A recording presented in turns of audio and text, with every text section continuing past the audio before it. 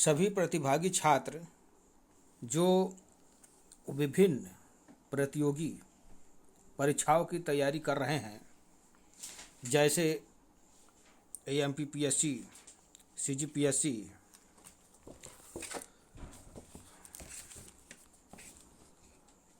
पटवारी भर्ती, शिक्षक चयन परीक्षा इत्यादि, उन प्रतिभागी छात्रों का हमारे YouTube चैनल OP मैथ में आप सभी लोगों का स्वागत है।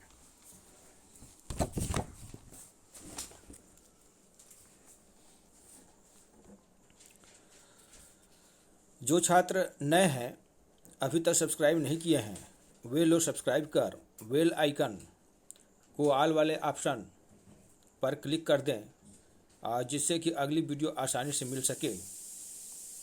अब हम लोग लैपटॉप के डेस्कटॉप पर चलते हैं।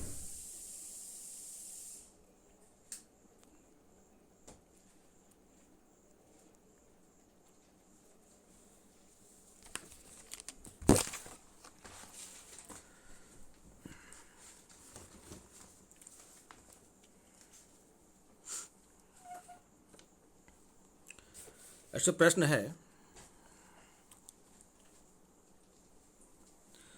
अशोक मेहता समिति द्वारा पंचायती राज के संबंध में कौन सी सिफारिश की गई थी?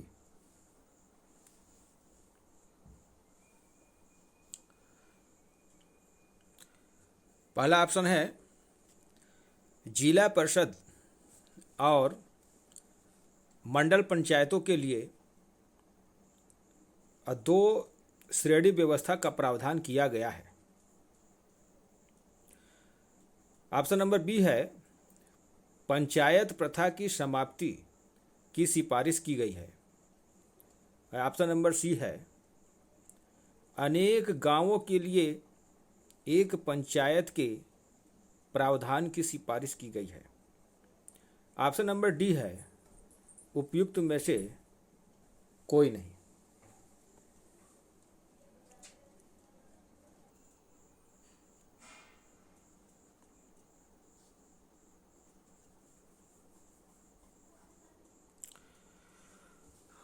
फिर से प्रश्न सुन ले।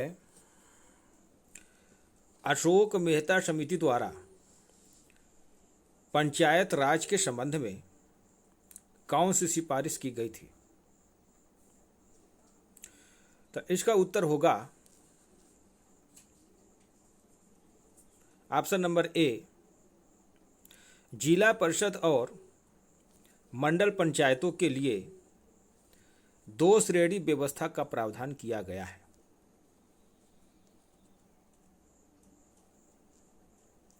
अगला प्रश्न है,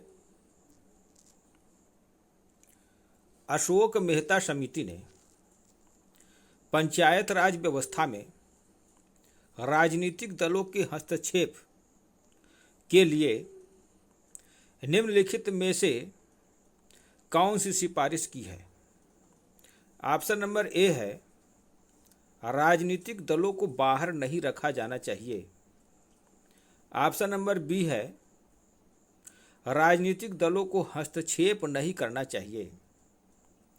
ऑप्शन नंबर सी है निर्वाचित सदस्यों को दल से त्याग पत्र दे देना चाहिए। ऑप्शन नंबर डी है उपयुक्त में से कोई नहीं। एक बार फिर प्रश्न सुन लें। अशोक मेहता समिति ने पंचायत राज व्यवस्था में राजनीतिक दलों के हस्तक्षेप के लिए निम्नलिखित में से कौन सी सिफारिश की है?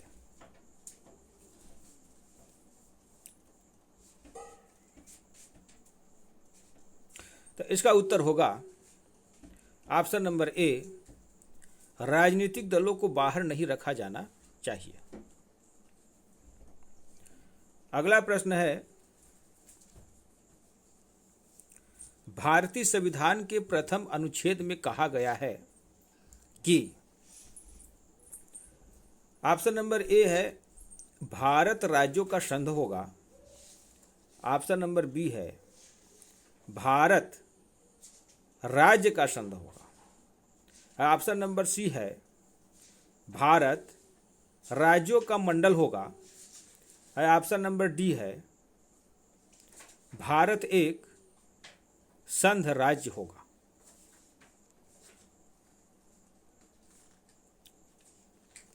एक बार फिर प्रश्न सुन लें।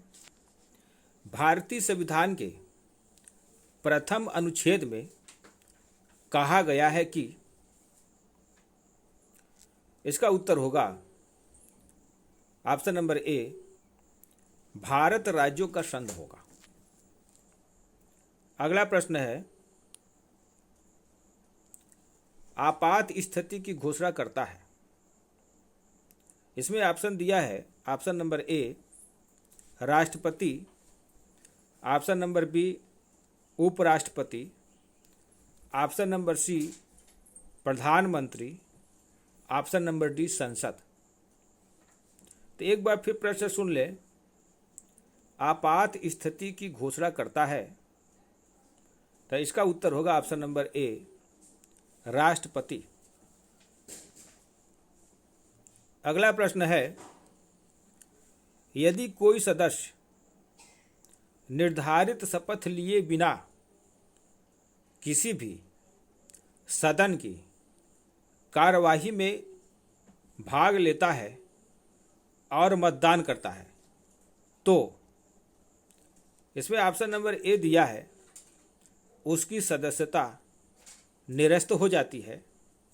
ऑप्शन नंबर बी दिया है सदन का अध्यक्ष उसे चेतावनी देता है। ऑप्शन नंबर सी दिया है जितने दिन वह सदन की कार्यवाही में भाग लेता है अथवा मतदान करता है, तो प्रतिदिन के आधार पर 500 रुपये उसे संघ को ऋण स्वरूप देने का दंड दिया जाता है। एक बार फिर प्रश्न सुन लें। यदि कोई सदस्य निर्धारित शपथ लिए बिना किसी भी सदन की कार्यवाही में भाग लेता है और मतदान करता है, तो यहाँ पे ध्यान देना है कि वैसे ऑप्शन नंबर बी होगा सदन का अध्यक्ष उसे चेतावनी देता है, और उससे भी अच्छा उत्तर ऑप्शन नंबर सी है। अगर सी नहीं है तो ऑप्शन नंबर बी होगा, और इसमें सी है तो इसलिए हम इसमें ऑप्शन नंबर सी उत्तर लगाएंगे। जितने दिन वह सदन की कार्यवाही में भाग लेता है अथवा मतदान करता है, तो प्रतिदिन के आधार पर 500 रुपये उसे संघ को ऋण स्वरूप देने का दंड दिया जाता है। अगला प्रश्न है राष्ट्रपति संसद का मध्यावधि चुनाव किसकी सलाह पर कराता है। ऑप्शन नंबर ए दिया है प्रधानमंत्री की, ऑप्शन नंबर बी दिया है लोकसभा की, ऑप्शन नंबर सी दिया है राज्यसभा की, ऑप्शन नंबर डी दिया है उपराष्ट्रपति की। तो एक बार फिर प्रश्न सुन लें। राष्ट्रपति संसद का मध्यावधि चुनाव किसकी सलाह पर कराता है, तो इसका उत्तर होगा ऑप्शन नंबर ए प्रधानमंत्री की सलाह पर। अगला प्रश्न है सरकार के व्यय पर नियंत्रण रखने का पूर्ण अधिकार, इसमें ऑप्शन नंबर ए दिया है संसद को है, ऑप्शन नंबर बी दिया है प्रधानमंत्री को है, ऑप्शन नंबर सी दिया है राष्ट्रपति को है, ऑप्शन नंबर डी दिया है वित्त मंत्री को है। तो एक बार फिर प्रश्न सुन लें कि सरकार के व्यय पर नियंत्रण रखने का पूर्ण अधिकार, इसका उत्तर है ऑप्शन नंबर ए संसद को है। अगला प्रश्न है लोकसभा में राज्यों एवं केंद्र शासित प्रदेशों से अधिकतम निर्वाचित सदस्यों की संख्या इसमें ऑप्शन नंबर ए दिया है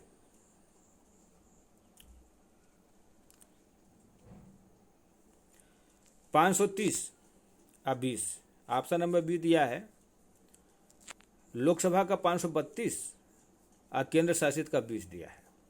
ऑप्शन नंबर सी दिया है लोकसभा का 530 और केंद्र शासित प्रदेशों का 22। ऑप्शन नंबर डी दिया है 528 और 22।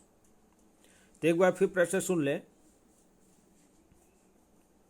लोकसभा में राज्यों एवं केंद्र शासित प्रदेशों से अधिकतम निर्वाचित सदस्यों की संख्या, तो इसका उत्तर होगा ऑप्शन नंबर ए 530। यानी लोकसभा में राज्यों कि कितना होगा 530 और केंद्र शासित प्रदेशों कितना होगा 20। तो इसका उत्तर होगा ऑप्शन नंबर ए 530 और 20। अगला प्रश्न है निम्नलिखित में से कौन सा विषय राज्य सूची में नहीं है। ऑप्शन नंबर ए दिया है वन, ऑप्शन नंबर बी दिया है पुलिस, ऑप्शन नंबर सी दिया है स्थानीय शासन, ऑप्शन नंबर डी दिया है सार्वजनिक स्वास्थ्य व सफाई। एक बार फिर प्रश्न सुन लें। निम्नलिखित में से कौन सा विषय राज्य सूची में नहीं है। तो इसका उत्तर होगा ऑप्शन नंबर ये वन। वन जो है राज्य सूची में नहीं है और बाकी जो है पुलिस, स्थानीय शासन, सार्वजनिक स्वास्थ्य व सफाई ये है राज्य सूची में और ये वन जो है केंद्र सूची में है। अगला प्रश्न है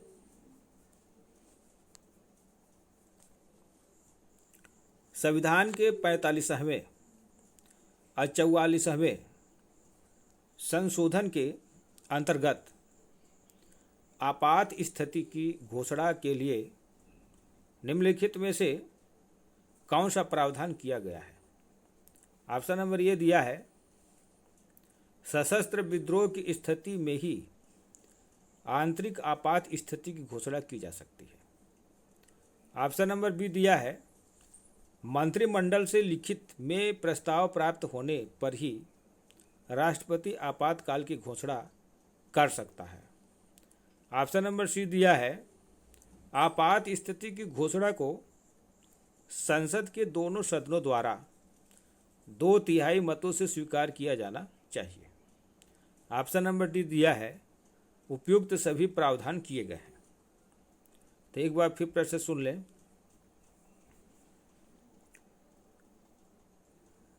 संविधान के 45वें 44वें संशोधन के अंतर्गत आपात स्थिति की घोषणा के लिए निम्नलिखित में से कौन सा प्रावधान किया गया है। तो ऑप्शन नंबर ए सशस्त्र विद्रोह की स्थिति में ही आंतरिक आपात स्थिति की घोषणा की जा सकती है, तो ये भी सही है। ऑप्शन नंबर बी मंत्रिमंडल से लिखित में प्रस्ताव प्राप्त होने पर ही राष्ट्रपति आपातकाल की घोषणा कर सकता है, ये भी सही है। ऑप्शन नंबर सी आपात स्थिति की घोषणा को संसद के दोनों सदनों द्वारा 2/3 मतों से स्वीकार किया जाना चाहिए, ये भी सही है।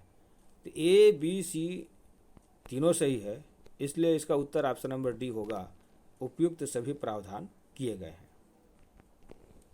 अगला प्रश्न है भारत का संविधान किस दिनांक को अपनाया गया। ऑप्शन नंबर ए दिया है 26/1/1950, ऑप्शन नंबर बी दिया है 26/11/1949, ऑप्शन नंबर सी दिया है 26/1/1949, ऑप्शन नंबर डी दिया है 15/7/1947। तो एक बार फिर प्रश्न सुन लें। भारत का संविधान किस दिनांक को अपनाया गया।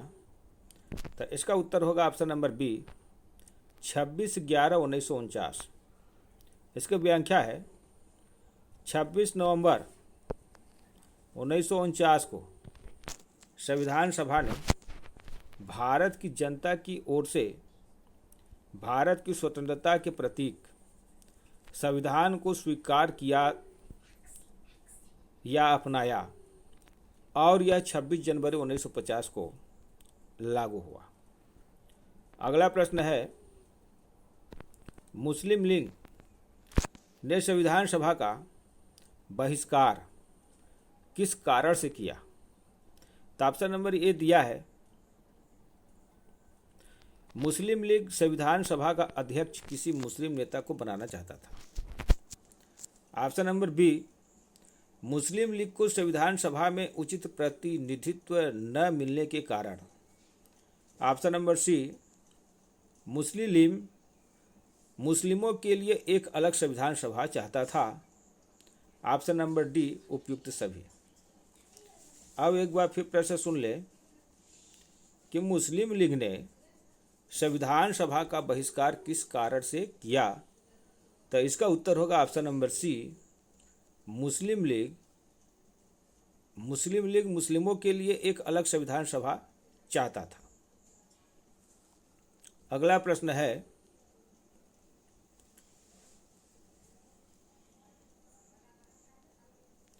संविधान सभा के विभिन्न प्रांतों के लिए 296 सदस्यों का निर्वाचन होना था और इनमें से कांग्रेस के कितने प्रतिनिधि निर्वाचित होकर आए थे? तो ऑप्शन नंबर ए दिया है 198, ऑप्शन नंबर बी दिया है 208 और ऑप्शन नंबर सी दिया है 228, ऑप्शन नंबर डी दिया है 233। तो एक बार फिर प्रश्न सुन लें,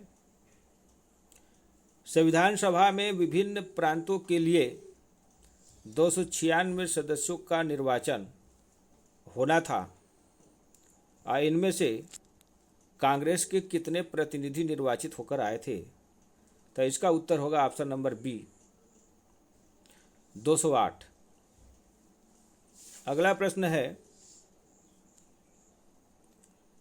पुनर्गठन के फलस्वरूप वर्ष 1947 में संविधान सभा के सदस्यों की संख्या कितनी रह गई?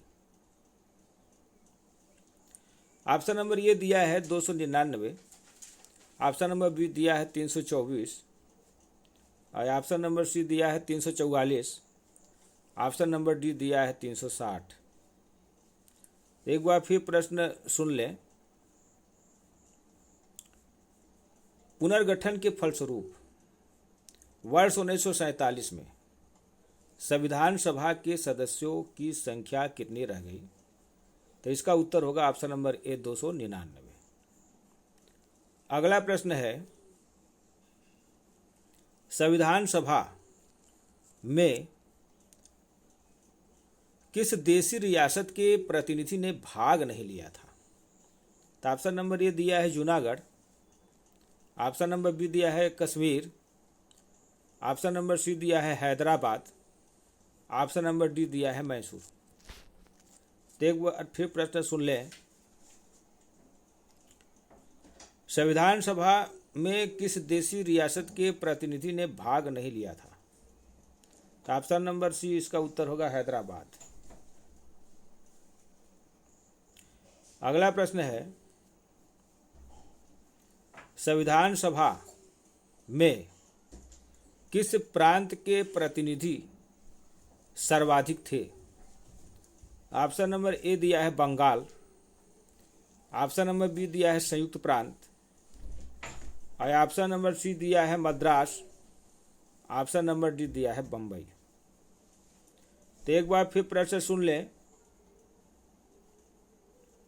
संविधान सभा में किस प्रांत के प्रतिनिधि सर्वाधिक थे?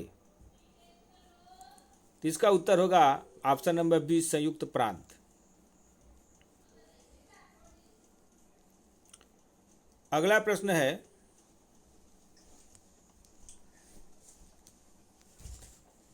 जवाहरलाल नेहरू के नेतृत्व में अंतरिम सरकार का गठन कब हुआ? इसमें ऑप्शन नंबर ए दिया है जुलाई 1946, ऑप्शन नंबर बी दिया है अगस्त 1946। ऑप्शन नंबर सी दिया है सितंबर 1946। ऑप्शन नंबर डी दिया है अक्टूबर 1946। तो एक बार फिर प्रश्न सुन लें। जवाहरलाल नेहरू के नेतृत्व में अंतरिम सरकार का गठन कब हुआ? तो इसका उत्तर है ऑप्शन नंबर सी सितंबर 1946। अगला प्रश्न है मुस्लिम लीग कब अंतरिम सरकार में शामिल हुई? तो ऑप्शन नंबर ए दिया है सितंबर 1946। ऑप्शन नंबर बी दिया है अक्टूबर 1946 और ऑप्शन नंबर सी दिया है नवंबर 1946। ऑप्शन नंबर डी दिया है दिसंबर 1946। तो एक बार फिर प्रश्न सुन ले। मुस्लिम लीग कब अंतरिम सरकार में शामिल हुई? तो इसका उत्तर होगा ऑप्शन नंबर बी अक्टूबर 1946। अगला प्रश्न है अंतरिम सरकार में शामिल होने के बाद क्या मुस्लिम लीग ने संविधान सभा में भाग लिया? ऑप्शन नंबर ए दिया है हाँ। ऑप्शन नंबर बी दिया है नहीं। ऑप्शन नंबर सी दिया है मुस्लिम लीग के विद्रोही सदस्य। ऑप्शन नंबर डी दिया है मुस्लिम लीग की सदस्यता त्याग करने वाले सदस्य। एक बार फिर प्रश्न सुन ले। अंतरिम सरकार में शामिल होने के बाद क्या मुस्लिम लीग ने संविधान सभा में भाग लिया? तो इसका उत्तर होगा ऑप्शन नंबर बी नहीं। अगला प्रश्न है संविधान सभा की पहली बैठक किस दिन शुरू हुई? तो ऑप्शन नंबर ए दिया है 29 अक्टूबर 1946 और ऑप्शन नंबर बी दिया है 16 नवंबर 1946। ऑप्शन नंबर सी दिया है 9 दिसंबर 1946 और ऑप्शन नंबर डी दिया है 21 दिसंबर 1946। तो एक बार फिर प्रश्न सुन ले। संविधान सभा की पहली बैठक किस दिन शुरू हुई? तो इसका उत्तर होगा ऑप्शन नंबर सी 9 दिसंबर 1946। अगला प्रश्न है संविधान सभा का पहला अधिवेशन कितनी अवधि तक चला? ऑप्शन नंबर ये दिया है 22 नवंबर 1946 से 8 दिसंबर 1946। ऑप्शन नंबर बी दिया है 9 दिसंबर 1946 से 23 दिसंबर 1946। ऑप्शन नंबर सी दिया है 11 दिसंबर 1946 से 28 दिसंबर 1946। ऑप्शन नंबर डी दिया है 15 दिसंबर 1946 से 23 दिसंबर 1946। एक बार फिर प्रश्न सुन लें।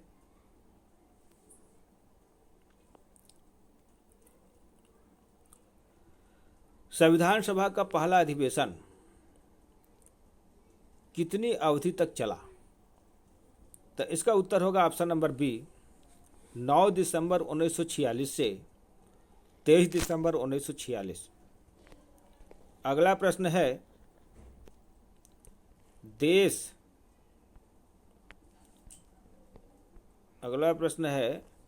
देश के स्वतंत्र होने के पश्चात संविधान सभा की पहली बैठक कब हुई? तो ऑप्शन नंबर ए दिया है 31 अगस्त 1947। ऑप्शन नंबर बी दिया है 12 सितंबर 1947। ऑप्शन नंबर सी दिया है 24 सितंबर 1947। ऑप्शन नंबर डी दिया है 31 अक्टूबर 1947। तो एक बार फिर प्रश्न सुन ले। देश के स्वतंत्र होने के पश्चात संविधान सभा की पहली बैठक कब हुई? इसका उत्तर होगा ऑप्शन नंबर डी 31 अक्टूबर 1947। अगला प्रश्न है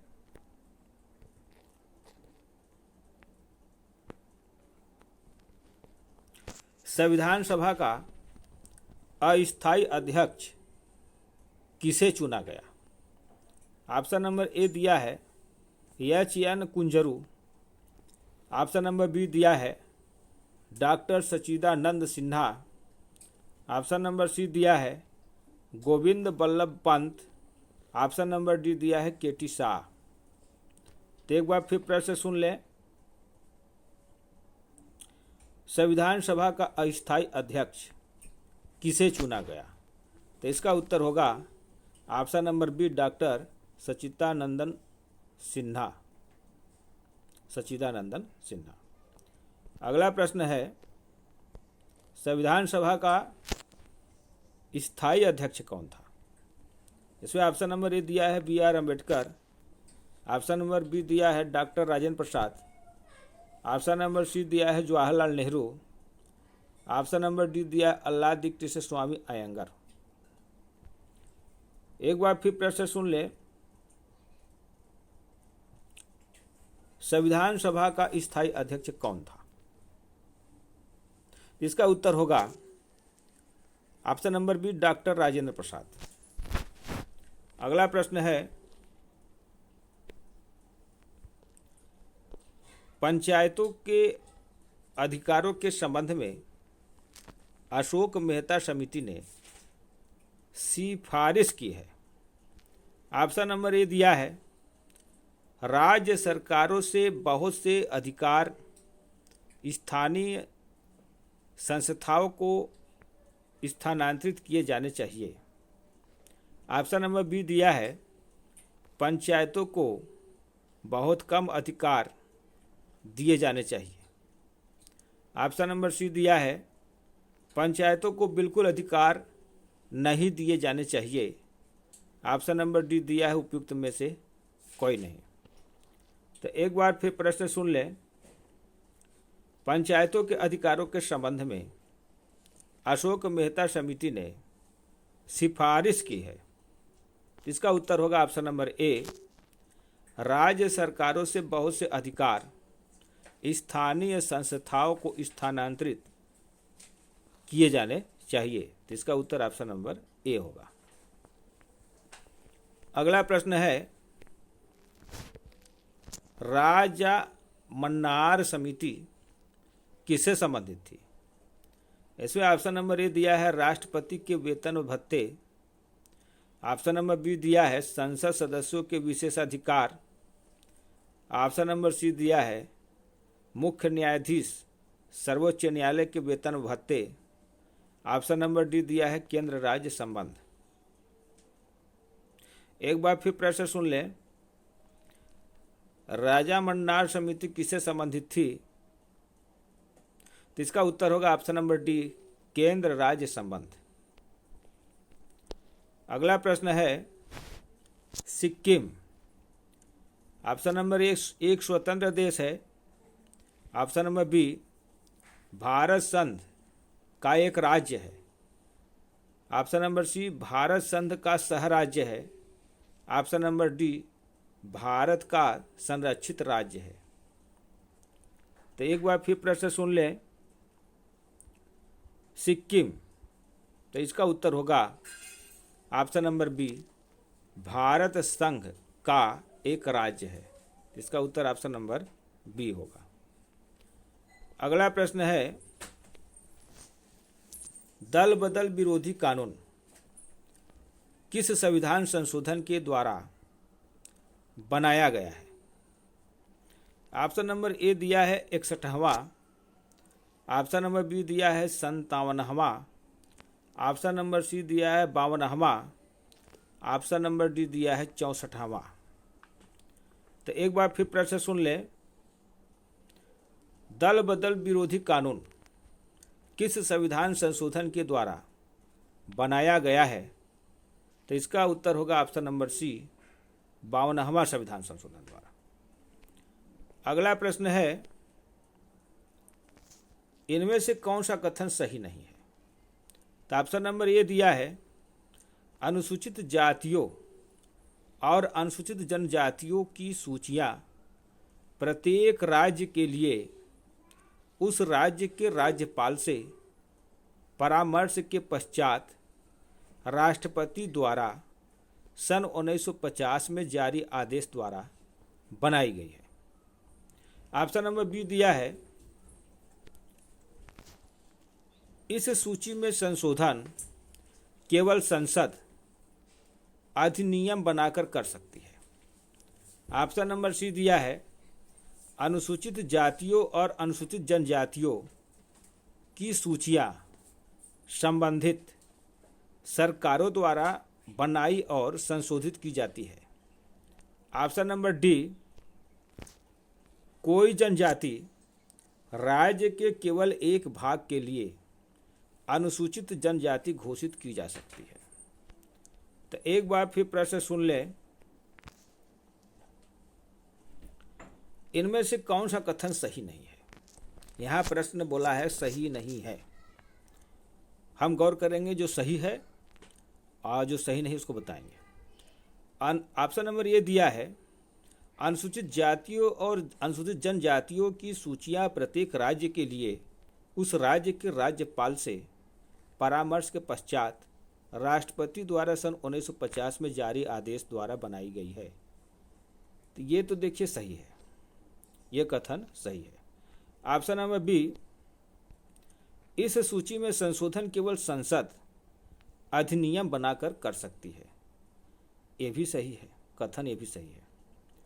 ऑप्शन नंबर सी, अनुसूचित जातियों और अनुसूचित जनजातियों की सूचियां संबंधित सरकारों द्वारा बनाई और संशोधित की जाती है।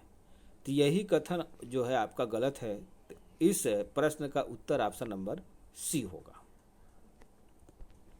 व्याख्या, अनुसूचित जातियों एवं जनजातियों से संबंधित सूचियां केवल संसद द्वारा ही संशोधित की जा सकती हैं। अनुच्छेद 341 व अनुच्छेद 342 राज्य सरकार इसमें संशोधन नहीं कर सकती। अगला प्रश्न है, वर्ष 1991 में नियुक्त जैन आयोग किससे संबंधित है? ऑप्शन नंबर ए दिया है, इंदिरा गांधी की हत्या। ऑप्शन नंबर बी दिया है, हरियाणा में एक निर्दलीय प्रत्याशी की हत्या। ऑप्शन नंबर सी दिया है, राजीव गांधी की हत्या। ऑप्शन नंबर डी दिया है, चुनाव के दौरान पंजाब में हुई प्रत्याशियों की हत्या। तो एक बार फिर प्रश्न सुन लें, वर्ष 1991 में नियुक्त जैन आयोग किससे संबंधित है? तो इसका उत्तर होगा option number C, Rajiv Gandhi की हत्या। अगला प्रश्न है, किस संविधान संशोधन द्वारा राज्य लोक सेवा आयोग के सदस्यों के अवकाश ग्रहण करने की आयु 60 से 62 वर्ष की गई? ऑप्शन नंबर ए दिया है 41वें संशोधन। ऑप्शन नंबर बी दिया है 42वें संशोधन। ऑप्शन नंबर सी दिया है 44वें संशोधन। ऑप्शन नंबर डी दिया है 39वें संशोधन। एक बार फिर प्रश्न सुन लें, किस संविधान संशोधन द्वारा राज्य लोक सेवा आयोग के सदस्यों के अवकाश ग्रहण करने की आयु 60 से 62 वर्ष की गई? तो इसका उत्तर होगा ऑप्शन नंबर ए, 41वें संशोधन। अगला प्रश्न है, सर्वप्रथम किस राज्य में राष्ट्रपति शासन लागू किया गया? इसमें ऑप्शन नंबर ए दिया है पंजाब। ऑप्शन बी दिया है बिहार।